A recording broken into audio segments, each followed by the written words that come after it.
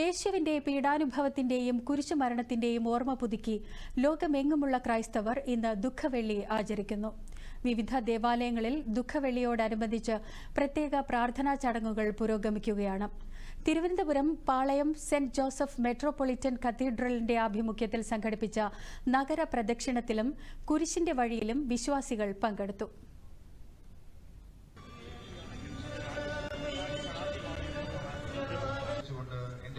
വരട്ടെ എന്ന് അങ്ങ് അരുൾ ചെയ്തിട്ടുണ്ടല്ലോ. എന്റെ സങ്കടങ്ങളുടെയും ക്ലേശങ്ങളുടെയും കുരിശു ചുമന്നുകൊണ്ട്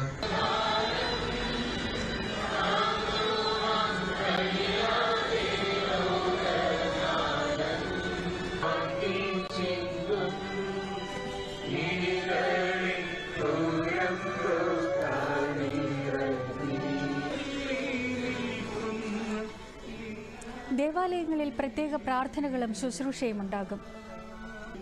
നേർച്ചക്കഞ്ഞി വിതരണത്തോടെയാണ് ശുശ്രൂഷകൾ പൂർത്തീകരിക്കുന്നത്. നാളെ രാത്രിയോടെ ഉയർപ്പ് ശുശ്രൂഷകൾക്ക് തുടക്കമാകും.